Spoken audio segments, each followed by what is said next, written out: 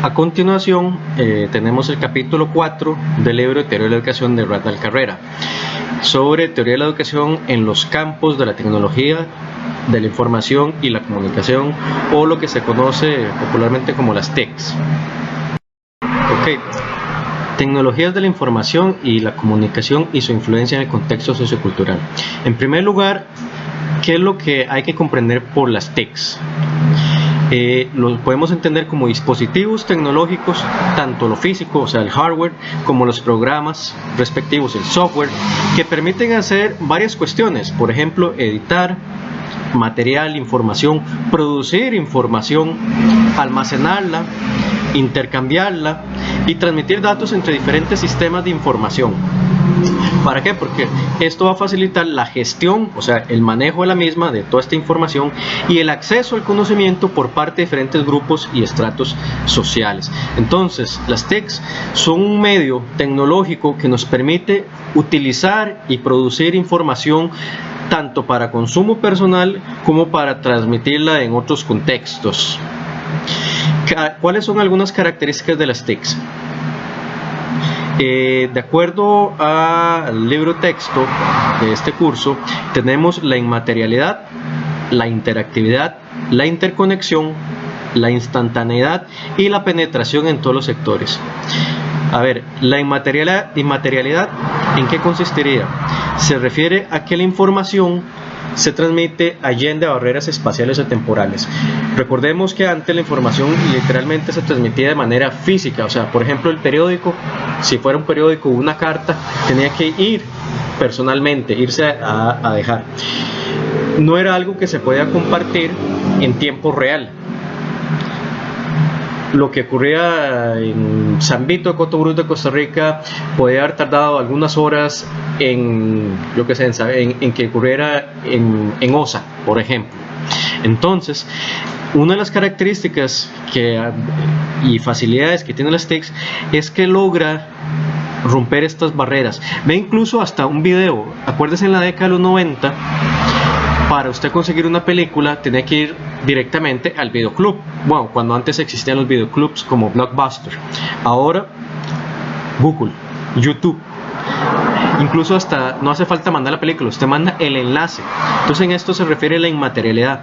Transmitimos información que en la cotidianidad no es física en este sentido. La segunda característica, la interactividad. Permite que el sujeto participe activamente del recurso tecnológico, ya sea editándolo, por ejemplo, haciendo música, compartiendo varios programas. Que es lo que buscan, que uno se relacione con el instrumento tecnológico, y también entre los mismos sujetos. Por ejemplo, un foro como los que tiene, por ejemplo, EducaU, AprendeU, antiguamente Moodle. ¿Qué es lo que buscaba? Que hubiera esta interactividad entre las personas.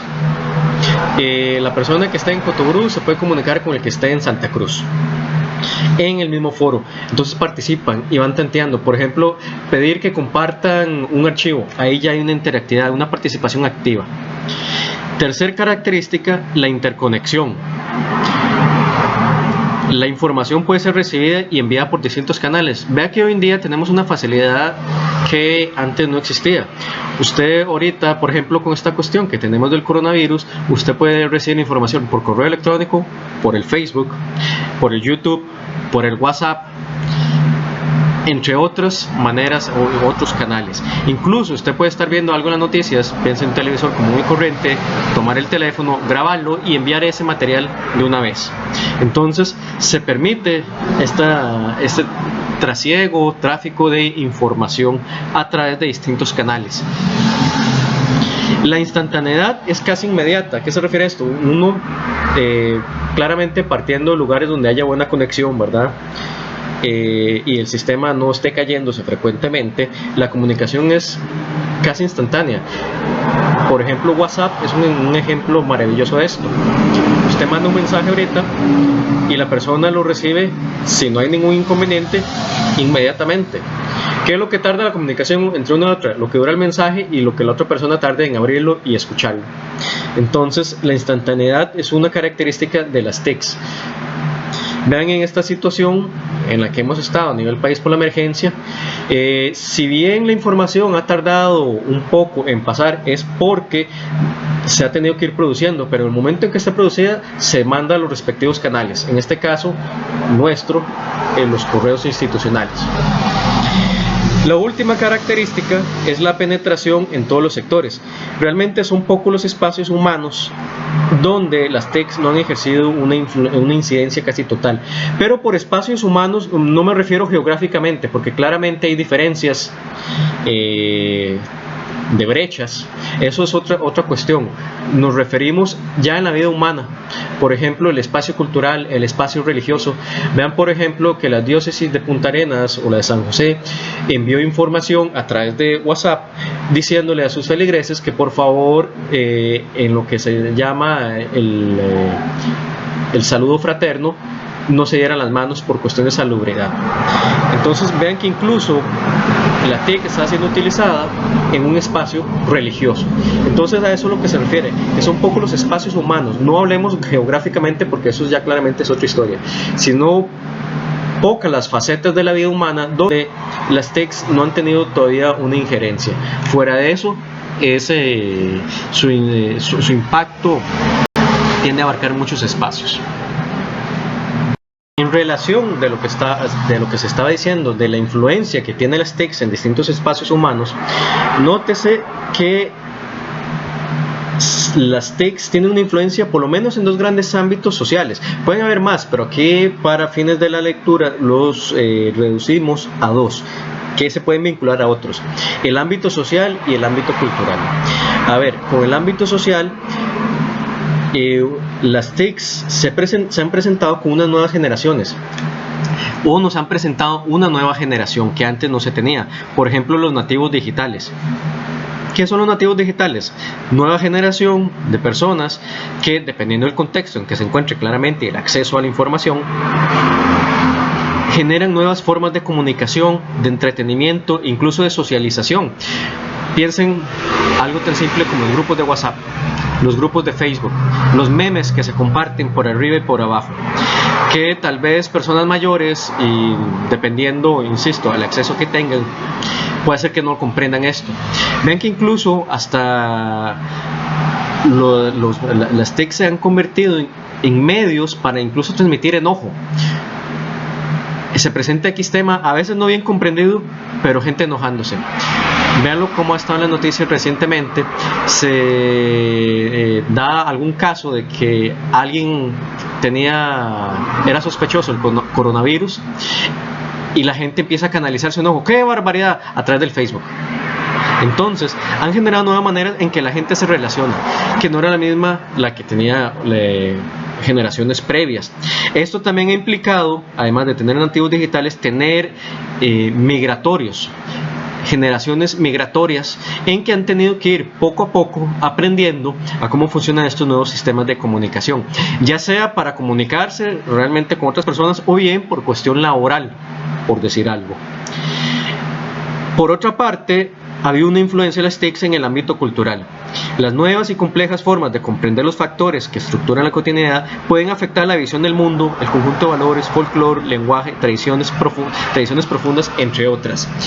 Es muy sintomático señalar esto. Había grupos religiosos que se oponían a las tecnologías y hoy en día tienden a utilizarlo para transmitir sus mensajes. Entonces ha ido modificando su comportamiento cultural.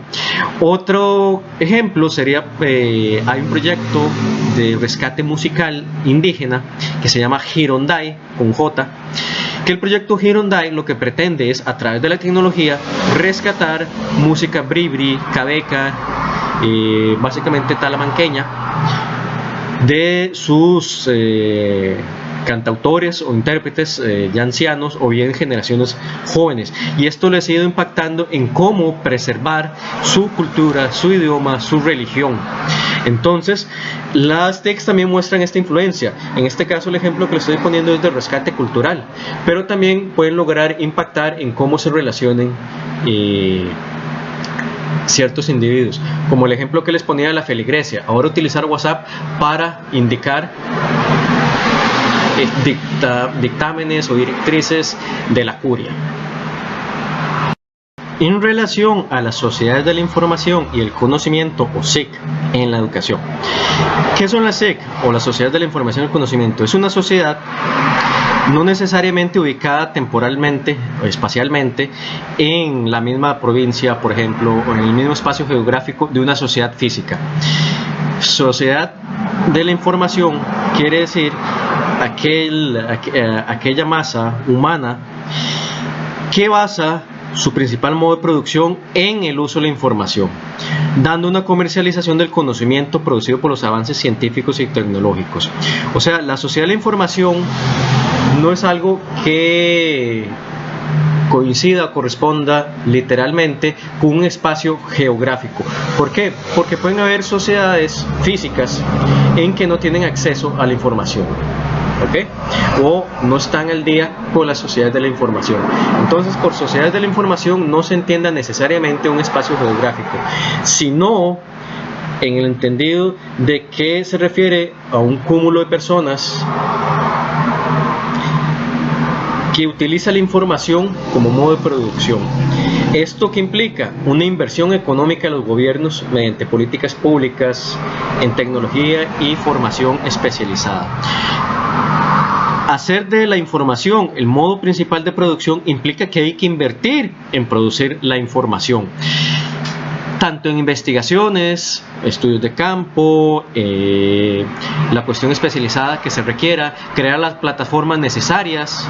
Por ejemplo, la UNED recientemente, este año, como ustedes lo saben, está migrando a nuevas plataformas, EducaU y AprendeU. ¿Qué implica esto? Que para llevar a cabo esta producción del conocimiento se implica también la infraestructura necesaria, y eso también va a tener que ver con la especialización de la gente, que la gente pueda, de acuerdo a sus necesidades y de acuerdo a sus participaciones en la sociedad, formar parte, que se le dé la información o el entrenamiento necesario para las funciones que tenga que cumplir. Ahora bien, hay que hacer una aclaración importante entre sociedad de la información y sociedad del conocimiento. La sociedad de la información es necesaria para que exista la sociedad del conocimiento, pero la sociedad de la información puede existir sin la sociedad del conocimiento, no al revés. La sociedad del conocimiento requiere la sociedad de la información. A ver, la sociedad de la información se refiere a la sociedad, a este entramado social de relaciones que produce distintos medios para acceder a la información, pero sin producirla ni comerciarla, sin producir ni comerciar el conocimiento, disculpen. A ver, es dar las bases, los medios necesarios para que la gente pueda recibir y transmitir cierto grado de información, pasar la información. Por ejemplo, la radio o las noticias televisivas, ¿cómo funcionaban? Como un medio de sociedad de la información. ¿Por qué? Porque usted recibe información. El periódico, un medio de recibir información, pero no se está produciendo más. Eso es la sociedad de la información. Esta sociedad se transforma en sociedad del conocimiento cuando, además de transmitir la información, se produce conocimiento nuevo. Por ejemplo, usted puede tener la información dato 1 más dato 2, perfecto, y transmitir dato 1 y dato 2 a otros compañeros suyos. Pero si usted no establece ninguna vinculación entre dato 1 y dato 2, ahí no estás produciendo todavía nada. Cuando ya se empieza a hacer el vínculo entre dato 1 y dato 2 y cualquier otra información que usted tenga, y a generar nuevo conocimiento, ahí es donde surge la sociedad del conocimiento. Se empieza a producir conocimiento y claramente se le comercializa. Por eso es que se refiere en el libro que hay que tener cuidado cuando se habla de una y la otra. La sociedad de la información es la base para producir el conocimiento. Cuando hablamos entonces de sociedad del conocimiento, ya implicamos la anterior. Entonces, cada vez que se hable de la sociedad del conocimiento, se hace referencia implícita a la sociedad de la información, no al revés. Ahora bien, dada esta cualidad de la sociedad del conocimiento que busca producir conocimiento, ¿cuál es la relación que se establece con la educación para lo que a nosotros nos concierne en el curso? Hay por lo menos 3 relaciones de la sociedad del conocimiento con la educación. con el estudiante, con el docente y con el aprendizaje. En relación al estudiante, pues tenemos impactos e incidencias. En primer lugar, hay un enriquecimiento de la información a partir del uso de los recursos de la TICS. ¿Qué quiere decir esto? Vean que para ustedes, e incluso para mi persona, se encuentra ahora disponible una mayor cantidad de información que antes no se tenía. Y el acceso tiende a ser más fácil. Ejemplo simple: buscar un artículo que se haya producido en la Universidad Nacional en Heredia y usted se encuentra en Palmares de Alajuela o en Santa Cruz. Imaginen lo que implicaría trasladarse o incluso pedirlo por préstamo interbibliotecario. Ahora, gracias a las bases de datos y por medio de los recursos de las TICs, usted se puede enriquecer. No hace falta que usted necesariamente salga, obviamente para ciertas excepciones habrá que hacerlo, pero usted puede conseguir nueva información o bien buscar videos que le ayuden a usted a comprender algo. Pensemos ahora los tutoriales que existen en YouTube. No sé cómo crear un canal de YouTube. En el mismo canal de YouTube existen varios tutoriales. Cómo crear un video con PowerPoint, por ejemplo, este mismo, ustedes pueden buscar varias de esta información en el mismo YouTube. Entonces, uno se enriquece a partir del uso de estas TICs. ¿Por qué? Porque ahora tenés a disposición distintos canales que te muestran o te pueden dar información. Asimismo, se generan nuevos espacios de aprendizaje que no tienden a tener limitaciones horarias. ¿Por qué? Si usted quiere investigar sobre la importancia de la casa cónica en la cosmogonía Bribri, usted puede acceder a la base de datos de la biblioteca en cualquier momento, o al artículo, dependiendo si no tiene alguna restricción horaria, que hay artículos que tienen restricciones horarias que te lo prestan como por horas. Fuera de esos escenarios, usted puede acceder a otros canales, a otros entornos, a otros lugares virtuales, independientemente de la hora donde usted se encuentre. Por ejemplo, una reunión en vivo vía Skype o Zoom o Teams o cualquier otro medio, ¿cómo la logra hacer? Independientemente de la hora donde usted se encuentre en el lugar, claramente dependiendo del acceso a la conexión, que eso sería otra cuestión. Pero en todo caso se generan nuevos espacios donde usted puede aprender, y los existen.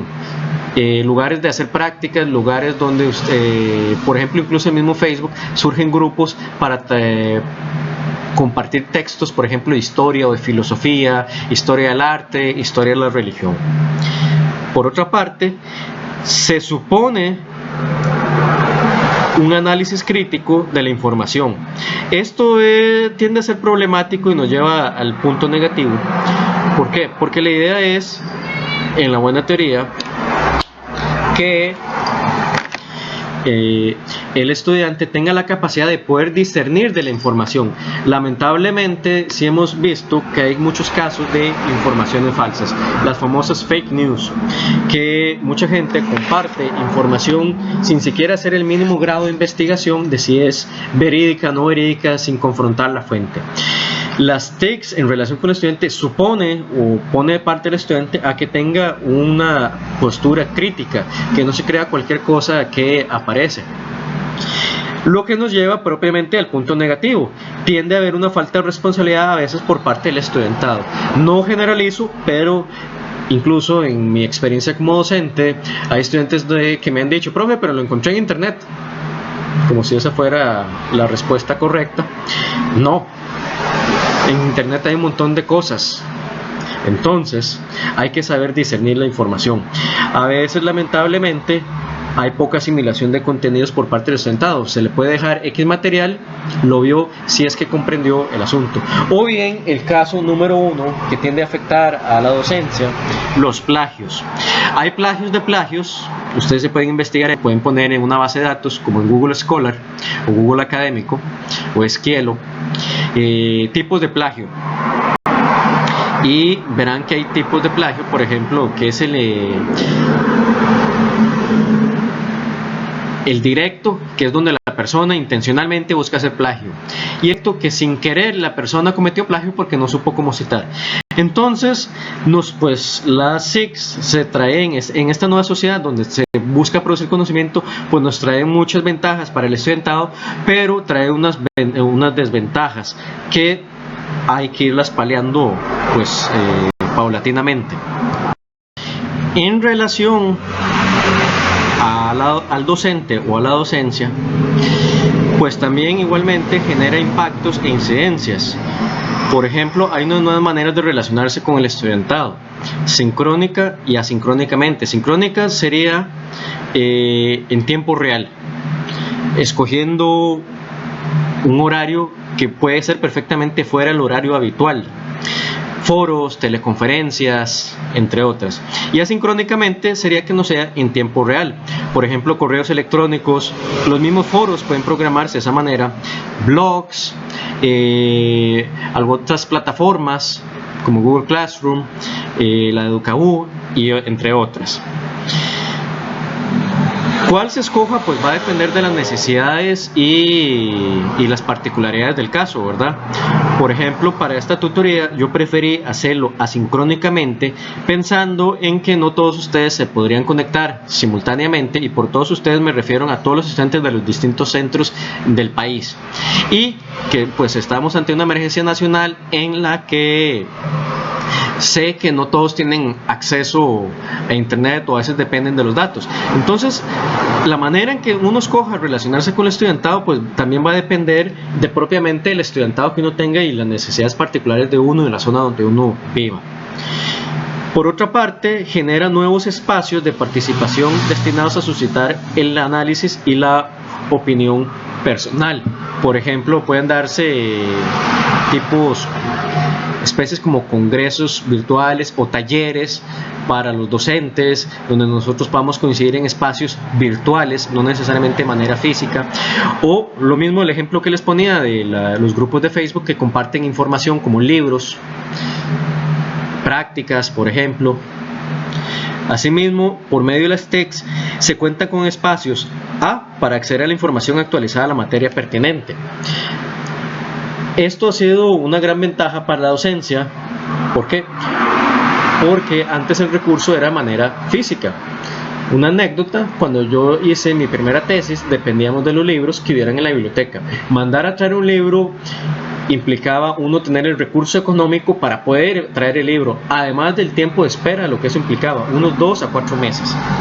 Entonces, ahora hay otras maneras de acceder a esa información. Hay muchas revistas que se han ido digitalizando, o bien mantienen una versión física, pero su prioridad es ser digitalizada y de open access, o sea, de acceso abierto según como se corresponde en algunas revistas. ¿Para qué? Porque la idea es producir conocimiento, pero que también se divulgue, no que quede enclaustrado para unos elegidos. B. Estos espacios ayudan a actualizarse profesionalmente, sea de manera guiada o autodidacta. Por ejemplo, las capacitaciones que puede ofrecer el lugar de trabajo. Por ejemplo, la NET, a nosotros los tutores nos ofrecen varias capacitaciones, o bien nos ofrecen talleres que uno puede ir siguiendo por cuenta propia, o uno puede buscar cómo autocapacitarse, ya sea profesionalmente o un poco a lo empírico, como sería el caso de buscar videos de tutoriales, ahora el ejemplo que les ponía, de cómo realizar X función. Y C, para interactuar con otros docentes. ¿Por qué? Porque si antes yo no veía al docente físicamente, pues o lo tenía que llamar desde un teléfono, que era lo clásico, o el correo. Ahora con las cadenas como de WhatsApp de comunicación o Telegram, por ejemplo, que permiten que usted pueda comunicarse de manera más fácil y casi inmediata, independientemente de donde usted se encuentre, sea en el país o sea fuera del país. Claramente dependiendo de la conexión, ¿verdad? Que eso es otra cuestión que se tiene que tomar en cuenta en la brecha. ¿Qué inconveniente hay? Que a veces, lamentablemente, por falta de preparación, estos espacios básicamente terminan siguiendo un paradigma tradicional. ¿Por qué? Porque se sube la información y no se da el espacio de interacción. Insisto, esto puede ser un punto negativo. Hay momentos en que pues no resulta ningún inconveniente porque la finalidad era transmitir alguna información. Pero otros espacios donde lo que se busque es interactuar y no se pueda, pues ahí sí resulta pues perjudicial. Finalmente, queda la tercera parte, el impacto y las incidencias que tiene en el proceso de aprendizaje. Lo que aquí se plantea, pues ya se pueden intuir de las otras dos. Hay una facilitación al acceso. Uno puede recurrir a la red, puede recurrir a los recursos de la red de manera más fácil, claramente viendo las limitaciones que puedan haber, ¿verdad? La interacción entre participantes puede mejorar, para bien o para mal, pero se genera una nueva manera de que los participantes se relacionen, ya sea estableciendo códigos de etiqueta o no estableciéndolos del todo, pero hay una interacción y se trasciende los espacios físicos y temporales de lo que antes hablábamos. También se permite una dinamicidad gracias a la virtualidad de los cursos, dependiendo cómo se manejen o cómo se programen, cómo se piensen para realizarlos. Tanto por medio de chats, de foros, de discusión, se puede generar una mayor dinámica o una menor dinámica, ¿verdad? Puntos negativos que claramente esto tiene, pues hay una evidente desigualdad al acceso a la tecnología y que con esta crisis el país lo está pues viendo ahorita. Una cosa es tener algo de internet, por ejemplo de manera de datos, y otra ya es tener un acceso que te permita ver videos ininterrumpidamente y sin importar la cantidad y estarse preocupando por los datos. También hay una despersonalización, o puede darse cierta despersonalización del proceso educativo. ¿En qué sentido? Por ejemplo, que el estudiante no desarrolle las competencias fundamentales como hablar en público o defender argumentos ante la crítica de sus pares. ¿Por qué? Porque no, pues es bastante difícil en algunos contextos enseñar a alguien a hablar públicamente, a hacer oralidad, hacer una exposición razonada de sus argumentos sin que se enoje. Véanlo por ejemplo usted en Facebook, alguien plantea X y todos los demás empiezan con los insultos. Entonces es un asunto que se las trae. Esta nueva sociedad del conocimiento, este nuevo entramado social donde se genera nueva información y nos cambia las dinámicas, pues tiene su claro impacto en la educación, viéndolo por lo menos de estos tres puntos, que es el educando, el docente y el proceso mismo de aprendizaje. En relación a la globalización y brecha digital, ¿por qué tocar estos temas? Porque nuestro proceso de aprendizaje en general, la manera en que somos estudiantes, la manera en que somos docentes, pues se ve trastocada por este fenómeno de globalización y sin duda alguna por lo que más adelante vamos a ver de la brecha digital. En relación a la globalización, pues no hay una definición única, hay posiciones encontradas. Por lo menos vamos a partir de la que plantea el autor del libro, Randall Carrera, como un acelerado proceso de cambio a nivel mundial que se ha venido desarrollando en todos los ámbitos del quehacer humano, pero muy particularmente en lo militar, lo económico, el comercio, las finanzas, la información, la ciencia, la tecnología, el arte y la cultura. ¿Por qué? Porque la globalización tiende a mantener o a promover, a generar cierto tipo de productos y de ciertas maneras. Por eso la idea de que se globaliza es una especie de estandarización, no sé si decirlo universal, pero por lo menos en sentido una estandarización que abarque la mayor cantidad de gente, seguir ciertos modelos bajo ciertos esquemas que busquen producir ciertas cuestiones. Vean que no es gratuito en la cuestión del comercio que los jeans los pantalones se convierten casi en un uniforme. La gente se queja a veces de los uniformes de trabajo, pero los ves uniformados de otra manera, ¿verdad? Entonces implica hasta cómo generar especies de paradigmas, de esquemas que siguen cierta lógica. Ahora, unas características de la globalización es su libre circulación del capital, siguiendo sin duda alguna políticas neoliberales. tenemos empresas transnacionales que desarrollan sus operaciones en diferentes regiones. Hay que tener en cuenta esto, la globalización no es neutra, la globalización tiene nombres y apellidos en el sentido de que se globaliza, se estandariza ciertos patrones, ciertas ideas. Lo que ahora les decía sigue cierta lógica. ¿Cuál sería esa lógica? Las lógicas de las políticas neoliberales. Estandarizar el modelo neoliberal a la mayor cantidad de regiones del mundo. Esto va a implicar, según esta idea, una eliminación de las fronteras. ¿Por qué? Por injerencia del factor económico y la influencia de las TICs. Por lo que ahora decíamos, las TICs pues facilita romper estas barreras físicas. Lo que va a causar que, además de las TICs, la presión económica que se pueda dar, por ejemplo, políticas del Banco Mundial, políticas del Fondo Monetario, haga que una región o un país se mantenga al margen de los sucesos mundiales. Es muy difícil hoy en día que un país no se vea trastocado, fuerte o menos fuerte, por alguna política. Pensemos en la crisis que hubo hace unos años, creo que fue la del 2009, la crisis económica que comenzó en Estados Unidos y terminó de afectar a buena parte de Costa Rica, que incluso creo que tardamos como 2 o 3 años en salir de esa recesión económica que se dio. Entonces, es muy difícil que un país hoy en día no se vea afectado. ¿En qué grado? Pues eso va a depender del impacto que tenga esa crisis, ¿verdad? O esas políticas.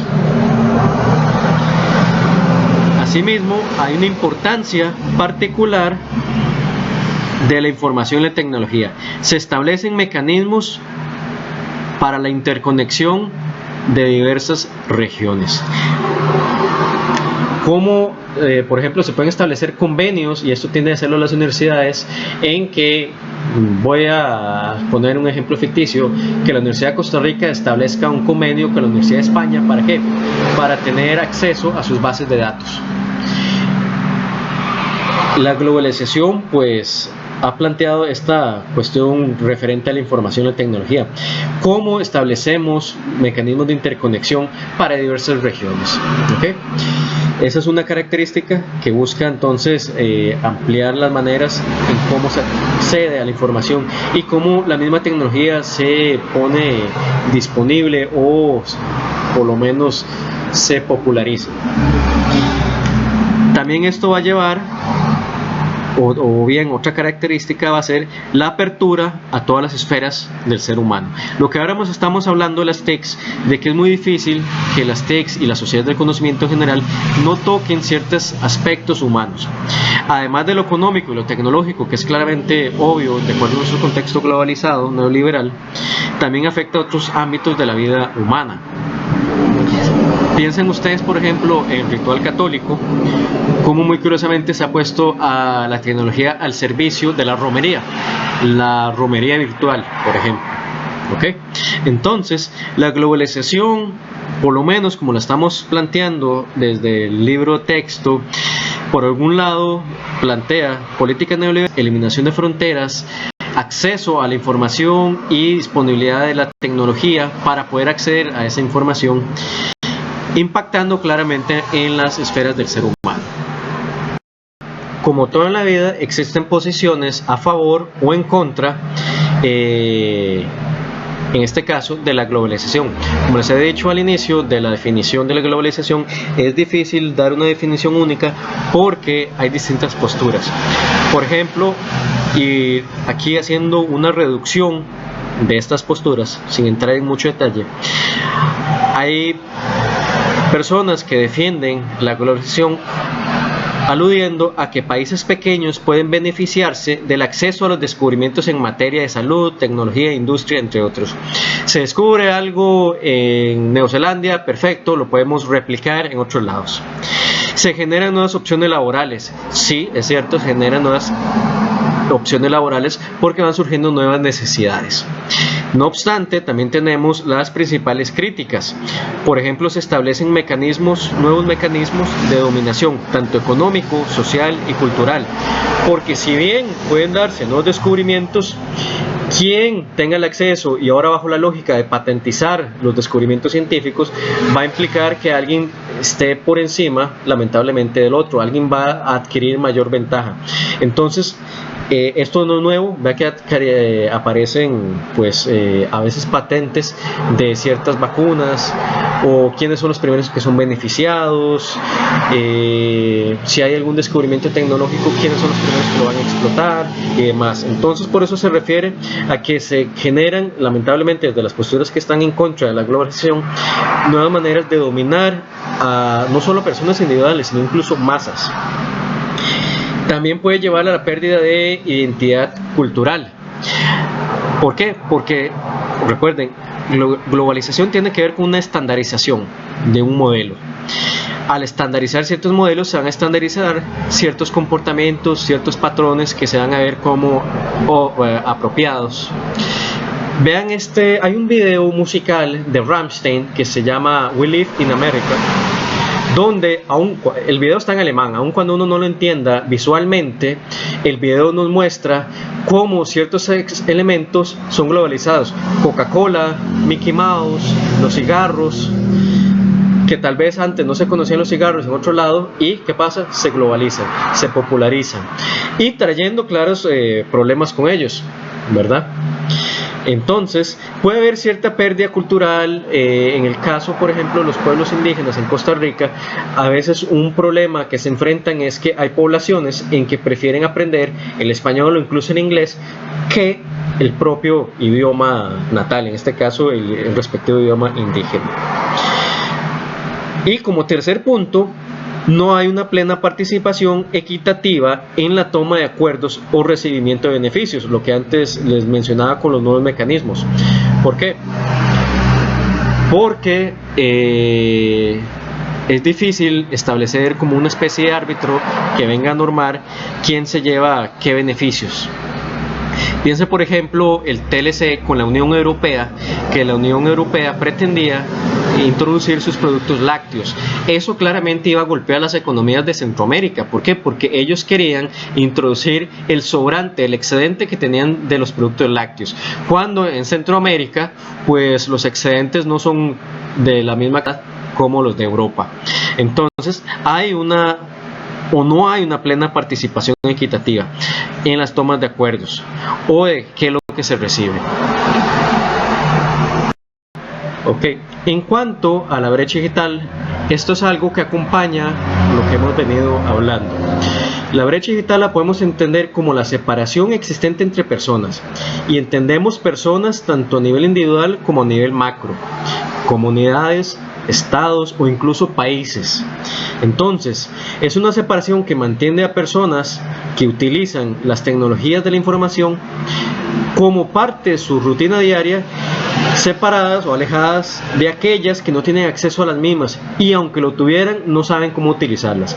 Entonces la brecha digital es separar a aquellas personas que conocen y, digámoslo así popularmente, viven y respiran las tecnologías de la información, las TICs, como parte normal. Pensemos en los nuevos nativos digitales que antes hablamos, separadas y lamentablemente estando en mayor ventaja de aquellos que no tienen acceso a las mismas, porque pueden haber gente que del todo no tiene acceso, o bien que tiene un acceso pero no saben cómo utilizarla. O sea, alguien perfectamente podría comprarse el último celular de la moda y no saberlo cómo utilizar, la última computadora de la moda y no saberlo cómo utilizar. Entonces no solo tener la posesión del aparato como tal, el instrumento necesario, ya sea de tipo hardware físico o el software, sino también saberlo utilizar. Esto claramente tiene implicaciones a nivel de exclusión. ¿Por qué? Porque se va a afectar el desarrollo social, el crecimiento económico, político, cultural o educativo incluso. ¿Por qué? Porque va a haber gente que van a estar en mayor ventaja y otros en mayor desventaja social. Imagine, bueno, este problema creo, o este inconveniente más bien, se puede presentar en la UNED. Como la UNED ha tenido que ir buscando soluciones para aquellos estudiantes que tienen dificultad de acceso tecnológico. dejemos de lado el hecho que les cueste o no les cueste utilizar el recurso tecnológico, sino el mero instrumento que no lo pueden tener. Entonces eso claramente va a afectar el desarrollo social. Incluso puede afectar una economía, pues hay procesos, como ya le hemos dicho, que con el arribo de las sociedades del conocimiento han implicado que haya un mayor uso de tecnologías, de las TICs, y tráfico o trasiego de la información. Igualmente puede implicar desventajas políticas, culturales, incluso educativas. Y aquí, además de esta exclusión, se genera o se puede generar una brecha cognitiva. ¿Por qué? Por lo que antes decía, porque aunque se pueda tener acceso o algún tipo de acceso, tenderá a ser manera pasiva, ya que no tendrá todas las competencias necesarias para hacer el uso pleno del instrumento en cuestión. También se da o puede darse se pueden dar implicaciones a nivel laboral. Por ejemplo, y esto es lamentablemente algo que ha venido ocurriendo aceleradamente, surgen nuevas profesiones especializadas que siguen siendo un sector pequeño de la población. ¿Por qué? Porque no tienen acceso, o la población que queda fuera, por decirlo de esta manera, queda fuera del conocimiento necesario que requieren estas nuevas profesiones. Entonces esto claramente se traduce en diferencias económicas en la parte retributiva. Usted tiene ciertos conocimientos, maneja cierta información, está en capacidad de producir nuevo conocimiento que otras personas no pueden. Entonces la especialización termina lamentablemente convirtiéndose también como una especie de exclusión laboral. Claramente también vienen los despidos constantes por automatizaciones en los distintos procesos y desestimaciones de personal por estar poco calificado en materia tecnológica. Que con este último punto no es que necesariamente la persona desconozca la materia. Por ejemplo, yo como docente puedo conocer bien mi materia, pero no estar tecnológicamente calificado, y eso me podría poner en desventaja. Respecto a las automatizaciones, esto lo podemos ver como esta película de Willy Wonka, la versión nueva de Johnny Depp, en que el personaje del papá de Charlie, ¿por qué lo desestiman? ¿Por qué lo despiden? Porque ponen una nueva automatización que lo hace de él dispensable.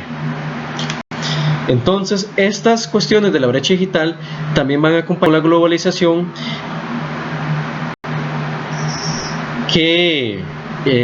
con la globalización que a la larga pues afecta el acceso al recurso tecnológico dependiendo de las condiciones materiales en las que uno se encuentra. Finalmente, en relación a la cuestión tecnológica, pues tenemos el asunto de accesibilidad a las tecnologías. La relación entre tecnologías y accesibilidad ha cobrado importancia para que la población con ciertos tipos de discapacidades pueda acceder a los beneficios de la tecnología y la comunicación, y así desarrollar al máximo su personalidad por medio del apoyo en su formación educativa. Entonces, en esta última sección del capítulo, más que hablar en términos generales del acceso, que sería la cuestión de la brecha, ¿verdad? Estamos hablando del acceso de aquellas personas que tienen un tipo o algún grado o varios de discapacidades. Entonces, aquí lo que se plantea es que las adecuaciones que se realicen deben de hacerse considerándolas como ayudas. ¿Para qué? Para ir eliminando, que todavía quedan resagios de aquella idea del pobrecito, él no puede, que está limitado. La idea es que esta accesibilidad compense esas dificultades que puede tener la persona para, como se dice, desarrollar al máximo su personalidad, para que no se quede en rezago. El libro plantea por lo menos 4 ayudas. La ayuda básica, que son las más comunes y de conocimiento general por la mayoría de las personas con problemas de expresión oral y escritura. Pensemos generar algún tipo de tarjeta para una persona que le cueste hablar, pueda utilizarla para sacar la tarjeta que corresponde para ir conformando oraciones, dependiendo, insisto, la complejidad de la discapacidad en cuestión. Luego estarían ayudas mecánicas o eléctricas, que son ayudas de orden manual que no incluyen dispositivos electrónicos o relacionados con el uso de un software especializado. Algo tan simple, por ejemplo, la silla de ruedas, es pues no diríamos ahorita en el término de la tecnología de punta, pero es un instrumento que pues ayuda al desplazo. ¿Para qué? Para que una persona, dependiendo de las condiciones del lugar donde viva, pueda llegar al lugar respectivo. O bien generar aquellos instrumentos para que una persona, por ejemplo, de baja estatura, pueda alcanzar o llegar a tener a su alcance otras cuestiones que personas con otro tipo de estatura se le hace más fácil. Entonces son aquellas ayudas que no implican necesariamente un software. Las que sí pueden implicar un software son las de ayudas complejas. ¿Por qué? Porque están relacionadas con dispositivos con dispositivos electrónicos que están vinculados directamente con deficiencias auditivas, por ejemplo las prótesis, o visuales, que utilizan navegadores de internet con comando de voz, o bien incluso el mismo hecho que permite agrandar la pantalla, o bien algunas aplicaciones, apps más especializadas. Por ejemplo, pensar aquellas que van escribiendo a conforme usted va hablando. Y luego estarían las ayudas de acceso al ordenador, recursos que faciliten el acceso a la computadora, al ordenador. Entonces, aquí el punto es plantear que tiene que darse, hay que luchar por una relación entre tecnologías y accesibilidad. ¿Por qué? Porque podemos generar distintos distintas tecnologías y aún así mantener marginada a una población, a un sector de la población. Entonces hay que procurar hacer las adecuaciones que vengan al caso para que no se cree esta brecha física, porque además de la brecha digital, pensemos en que se puede acrecentar una brecha física. Y ya con esto entonces se da por finalizado lo que sería este capítulo.